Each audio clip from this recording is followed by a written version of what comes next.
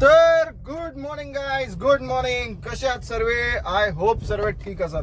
मित्रांनो, कामाची सुरुवात आज संडेच्या दिवशी करतोय आपण. सीएनजी भरून चाललोय सीएनजी भरायला आणि पडला असतं पोरगा. आता काय होतं आपल्या टायराखाली, ते पोराला बघायच्या नाही, टायराखाली काय बाटली पडली वाटतं. आपण प्लास्टिकची होती, काय हरकत नाही. चला तर गाईज, तर थोडंसं स्ट्रॅटर्जी बदली करावं लागेल आणि सगळ्यांना थोडंसं वेगळ्या पद्धतीने काम करावं लागेल. ओला उबरचा जर बिझनेस म्हणाल तर ओला उबरचा बिझनेस खरंच कमी झालाय. कमी नाही झालाय बघा, मला असं वाटतं पर्सनली. बुकिंग्स कमी नाही झाल्यात, रेटमध्ये फरक झालाय. बुकिंग्स खूप आहेत, इतक्या बुकिंग आहेत ना की बस रे बस. पण रेटमध्ये फरक आहे, त्याच्यामुळे गडबड होतंय सगळं. बुकिंग खूप वाजतंय, छोट्या मोठ्या जर पकडलं ना तुम्ही, ॲव्हरेजली बुकिंग खूप आहेत. प्रत्येक गाडीला कमी पडतील एवढ्या बुकिंग आहेत. पण लोक त्याच्यासाठीच घेत नाही आहेत की जेणेकरून काय करतोय. बोलूया आपण या विषयावरती. पहिलं ते सीएनजी भरून घेऊया आणि मग बोलूया. चला. तर गाईज, फायनली झालंय सीएनजी भरून आपला आणि चाललोय आता कुठे, आपल्या स्पॉटवर थांबायला. सीएनजी भरला, ट्रिप 0 केली. ओके, पेट्रोलची लाईट रिझर्वला लागली आहे, पेट्रोल पण भरून घेऊया. चालू मध्ये जर कुठे भेटलं तर ठीक आहे, नाही तर मगाचा आपला विषय अर्धा राहिला की ओला उबर मध्ये ना मित्रांनो, काम कमी नाही झालंय, काम फटे आहे. पण मित्रांनो, रेट वाढलेत. ते एक झालंय, रेट वाढले नाही, सॉरी काय बोलतोय कळलं नाही. रेट खूप मोठ्या प्रमाणात कमी झाले. त्याचं कारण असं आहे बघा, काय बोलायचं, मानपाडा ठाणे 483 रुपीज.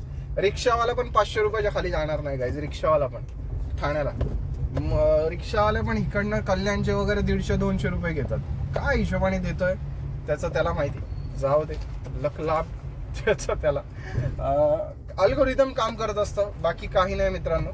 सगळीकडे अल्गोरिदम काम करत असतं. आणि काल मी टाकलेत नवीन वायपर, एक नंबर. नाही तर पहिल्याचे खार खोर आवाज येत होता, हे तसे नाही करत आहेत, एकदम सायलेंट आहेत, सगळ्यात महत्त्वाचं. आणि गाडी एकदम खट झाली आहे, काय टेन्शन नाही. तर हो, आपण ह्या विषयावरती होतो की अल्गोरिदम कसा काम करतो ओला उबरचा अल्गोरिदम आहे ना गाईस, कसं आहे तुम्हाला ते सांगतो. सगळ्यात पहिलं तर तुम्हाला सांगतो आत्ताची सिच्युएशन काय आहे ओला उबरची, मग तुम्हाला अल्गोरिदम बद्दल पण माहिती देईन. पण त्याच्यासाठी वेगळा व्हिडिओ बनवतो जेणेकरून तुम्हाला समजेल की अल्गोरिदम कसा काम करतो ओला उबरचा. सगळ्यात महत्त्वाचा तो काम करतो डिमांड अँड सप्लाय वरती. ही गोष्ट तुम्हाला सांगतो अल्गोरिदम. आणि आत्ताची करंट सिच्युएशन अशी आहे की तुम्ही गाड्या वाढल्या कारणामुळे ओला उबरमध्ये लोक थोडंसं डिस्टर्बन्स होईल, कारण माझं काम पण महत्त्वाचं तितकंच आहे, त्यामुळे बाकी काय नाही. तर ओला उबरमध्ये गाड्या वाढलेल्या कारणामुळे प्रॉब्लेम हा झाला आहे की ओला उबर हे चालतं डिमांड अँड सप्लायवरती. त्या लोकांची स्ट्रॅटेजी आहे डिमांड अँड सप्लायची. रेट कमी व्हायचं कारण असं आहे, बुकिंग पडतायत पण रेट खूप कमी आहे, याचं कारणच असं आहे की गाड्या वाढल्यात. आता आपण असं नाही म्हणू शकत की या फील्डमध्ये कोणी येऊ नका, कोणाच्या पोटावरती कोणाला काही करण्या वाचून आपण थांबू नाही शकत.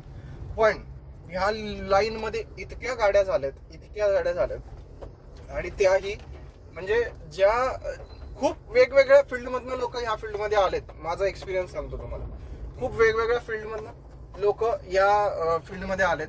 त्याचं कारण असं की बेरोजगारी, कॉर्पोरेट कल्चर, सगळ्या गोष्टी याच्यासाठी डीप हे आहेत, काय म्हणतात त्याला, कारणीभूत आहेत. कारण बरेच असे लोक आहेत, म्हणजे तुम्हाला सांगतो आजच्या ओला उबरमध्ये ना सगळ्यात महत्वाचं तर बेरोजगारी वरती बोलतो मी. बेरोजगारीमध्ये बाहेरनं जेवढे काम करून आले, बाहेरनं म्हणजे नॉर्थ इंडियामधनं वगैरे जी लोक आलेत कामासाठी, त्यांना तिथे काही काम नाहीये, तिथे त्यांना रोजगार काही नाहीये, त्याच्यामुळे ती लोक इथे आलेत. आणि मित्रांनो, परत एकदा सांगतो, जर माझ्या शब्दामध्ये काही गडबड होत असेल किंवा बोलण्यामध्ये, तर प्लीज समजून घ्या, बोलण्यातल्या भावना समजून घ्या. हे चुका काढू नका माझ्या, प्लीज. मला काय म्हणायचं ते समजून घ्या. त्यामुळे कोणी पॅनिक होऊ नका. सगळ्यात पहिलं तर ओला उबरची जी सिच्युएशन आहे ना आज, जेवढे पण मित्र ज्यांनी स्वतःचा धंदा चालू केलाय, बिझनेस चालू केलाय, सगळ्यात महत्वाचं तर त्याला बिझनेसच्या स्वरूपात बघा. सगळ्यात महत्वाचं तर आयदर तुमचं काही होऊ शकत नाही या लाईनीत. जर तुम्ही एक पार्ट टाइम जॉब म्हणून किंवा 9 to 5च्या हिशोबाने एवढा तास 12 तास गाडी चालवायची, 13 तास गाडी चालवीन, त्यानंतर एवढं होईल, टार्गेट एवढंच आहे माझं, टार्गेट घेणं no doubt. Target without target काम झालं पाहिजे. कारण आपली जेवढं डेलीचं आस्किंग आहे आपल्या इन्कमचं, तेवढं जर आपल्याला नाही भेटलं तर हे सगळं करून काही मतलब नाही. पण करतोय म्हणजे गाडी पण चालवतोय आणि बोलतोय पण तुमच्याशी त्यासाठी. तर ओला उबरमध्ये जे आता ती सिच्युएशन अशी आहे ना मित्रांनो, की भाडे खूप पडतायत पण रेटच नाही.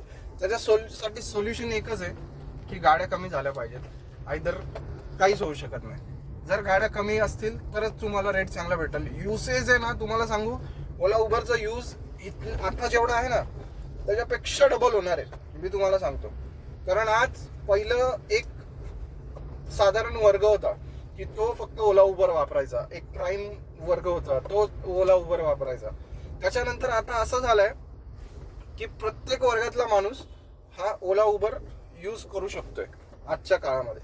कारण त्याचं असं आहे, एकतर रेटमध्ये झालेली स्वस्ताई, आणि दुसरी गोष्ट म्हणजे इझी टू यूज, आणि दुसरी गोष्ट म्हणजे कम्फर्ट. लोकांना आज कम्फर्ट पाहिजे, या सगळ्या गोष्टी पाहिजे. त्याच्यामुळे धंदा खूप वाढणार आहे पण रेटमध्ये गडबड आहे. तर त्याला कारणीभूत फक्त आणि फक्त नवीन वाढलेल्या गाड्या आहेत. आणि त्यातल्या त्यात फ्लीटच्या गाड्या ज्या वाढलेल्या आहेत, मला असं वाटतं, मी चुकीचं असू शकतो किंवा बरोबर असू शकतो, मला करेक्ट करा. माइट बी फ्लीटच्या जेवढ्या गाड्या वाढल्यात त्याच्यामुळे पर्टिक्युलरली उबरचं जर बघायचं झालं, म्हणजे उबरच्या ह्याच्यावरती जर बघायचं झालं, फ्लीटच्या गाड्या वाढल्या कारणामुळे त्याला खूप मोठा इफेक्ट झाला. कारण फ्लीटच्या गाड्या जिथे असेल तर फर्स्ट प्रायोरिटी त्यांना आपण फ्लीटच्या गाड्यांना देतात. ठीक आहे, काही हरकत नाही. मला तर त्यातला म्हणजे जो हे आहे काय म्हणतात, असं का करतात कंपन्या ते मला अजूनही कळालेलं नाही आहे. कारण असं का भेदभाव करतात ते मला अजूनही कळालं नाही. कारण कस्टमर तुमचे दोघे पण पार्टनर, म्हणजे पार्टनर आहोत आपण, कस्टमर नाही. तर दोन्ही आहात, जे चालक मालक ज्यांची स्वतःच्या आयडीज आहेत त्या पण, आणि जे फ्लीट्सवाले आहेत ते पण, तुमचे पार्टनर्स दोन्ही पण आहेत. तुमचे ते ड्रायव्हर्स आहेत आणि आम्ही तुमचे पार्टनर्स आहोत. म्हणजे फ्लीट्सची जे एक एजन्सी आहे, त्या एजन्सीमध्ये जर जे गाड्या चालवतात हे त्यांचे ड्रायव्हर आहेत आणि आपण त्यांचे पार्टनर आहोत. बरं, त्यांना पण ते पार्टनर पण म्हणतात आणि ड्रायव्हर पण म्हणतात. म्हणजे काय म्हणतात त्यांचं त्यांनाच माहिती. तर जाऊ दे, तो विषय नाही आपला. तर त्याच्यामुळे त्या गाड्या वाढल्यात. दुसरी गोष्ट, बरेच लोक असे आहेत की जे कॉर्पोरेट सेक्टर मध्ये काम करत होते, नोकऱ्या करत होते, दुसरीकडे कुठे नोकरी करत होते, ड्रायव्हिंग लाईन मध्ये होते. बरेच लोक दुसऱ्यांच्या गाड्यांवरती ड्रायव्हर्स होते, ड्रायव्हिंग करत होते. त्या लोकांनी ते सगळं सोडलं आणि या लाईन मध्ये आले. आणि खूप जण आहेत असे मित्रांनो आपल्या लाईन मध्ये. जर विचार कराल, आपल्या लाईन मध्ये जर विचार कराल तर जवळजवळ 60 ते 60% जर जे चालक मालक आहेत, 60% म्हणतोय, ते असंच नोकरी सोडून 60% का म्हणून 80% लोक असे आहेत की जे नोकरी धंदे सोडून या लाईन मध्ये आले. माझं पण काही वेगळं नाही, मी पण त्यामध्येच एक मोडतो. पण तुमचं त्याच्याकडे बघायचं दृष्टिकोन काय आहे? प्रत्येक जणाला असं वाटतं एक गाडी घेतली, एक अर्टिगा घेऊ, मस्तपैकी भाडी मारू, प्रायव्हेट भाडी मारू, हे करू ते करू. प्रत्येकाला तेच वाटतं. मला बारक्या गाड्यांमध्ये ते वाटतं, तर तुम्हाला मोठ्या गाड्यांमध्ये वाटतं. त्यात काही चुकीचं नाही. तर त्यात काही चुकीचं नाही मला वाटत. प्रत्येकाला स्वप्न बघायचा अधिकार असतो, पण मित्रांनो ती स्वप्न खरी नाही आहेत. जसं आपण विचार करतोय की बाबा गाडी घेतली, चला आता रोजचे 4-5 हजारचा धंदा होईल, मस्त त्यातले 1,000-1,500 खर्च होतील, 4-4.5 रुपये मस्त घरी घेऊन जाऊ, 3,500 रुपये घरी घेऊन जाऊ, 3-3.5 रुपये. तर ते दिवस गेले गाईस. तसं काही नाही आहे. आणि ते पण कशावर? ओला उबरच्या जीवावर. सगळ्यात महत्त्वाचा गोष्ट तुम्हाला सांगतो, बिझनेस हा कोणावरती डिपेंड राहून होत नाही गाईस. कधीच कोणावर डिपेंड राहून होत नाही. त्याच्यासाठी लागते फक्त डिपेंडन्स ज्या बिझनेसमध्ये नाही आहे तोच बिझनेस कधी पण सक्सेसफुल होतो. जर इन्स्टावरती एवढे रील व्हायरल आहे, ड्रायव्हर बंधू, ड्रायव्हर हॅशटॅग ड्रायव्हर, ये ते ते ते ते, अरे पण हातात उरतं काय ते विचार करा ना. कधी हातात काय उरतं त्याच्यावर कोणी विचारच करत नाही, काय बोलणार. आणि वाढलेल्या गाड्या जोपर्यंत ह्याला कारणीभूत जे रेट भेटत नाहीये आणि आत्ताची मार्केटची कंडिशन जी आहे त्याला फक्त आणि फक्त एकच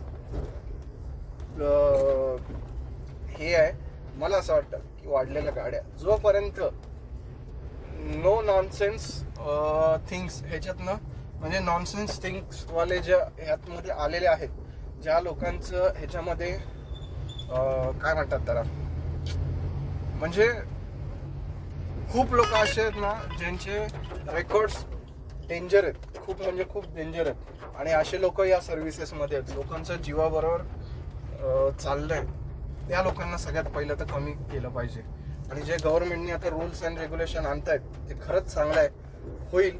पण लोक त्यातनं पण मार्ग काढणार आहेत गाईस, त्यातनं पण मार्ग काढणार आहेत. मार्ग इंडिया आहे, ह्याच्यामधले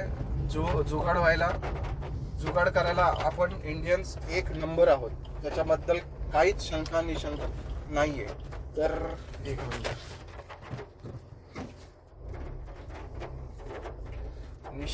त्याबद्दल कुठलीच निशंका नाहीये, आपण जुगाड करण्याच्या बाबतीत एक नंबर आहोत.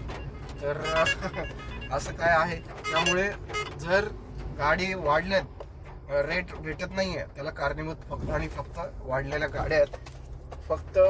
पण त्याच्या भोवती थांबून होणार नाही, आपल्याला तर आपलं पोटपाणी चालवायचं आहे. त्यामुळे त्याच्यावरती रडून काही होणार नाही, त्याच्यातनं पर्याय काढून आपल्याला कामं करणं आहे. तर असं काय आहे, तर मला जे वाटत होतं तर मी तुम्हाला सांगितलं मला काय वाटत होतं ते, आणि त्याच्यावरती आपण जो पर्याय काढून जो ठरला तो याच्यामध्ये सक्सेस आहे. आयदर काय नाही. आता बघा सकाळी किती वाजल्यापासून उभे असतील या 2 गाड्या, माझा रोजचे लोक आहे, तुम्हाला भेटून सांगतो काय सांगायचं. चला बघूया, बुकिंग तर वाजतात पण कामाचे नाही वाजत आहे. चांगली एखादी बुकिंग घेऊन निघूया आणि बघूया कुठली बुकिंग लागते आज, कुठला मार्ग लागतोय आज, कुठे जायचं लागतंय ते, आज कसा दिवस जातोय पडला. या सगळ्या गोष्टी तुम्हाला या व्हिडिओमध्ये बघायला भेटेल. मला जे वाटत होतं ते सांगितलं. अजून इन डिटेल ओला उबरबद्दल माहिती तुम्हाला द्यायची असेल, प्रॉब्लेम प्लस सोल्युशन माझ्या हिशोबाने काय आहे ते मी आता बनवायला प्रयत्न करतोय. मी जे करतोय, बरेच खूप लोक आहेत आपले की ते पण हे करतात, त्या लोकांना थोडा गायडन्स म्हणून मला ही गोष्ट करावीशी वाटली, मी जे माझा एक्सपिरियन्स शेअर करावीशी वाटला, जेणेकरून ते हे करतील. तर बघूया कसं काय होतंय ते. चला बघूया, चांगली ट्रिप घेऊन निघूया आणि भेटूया.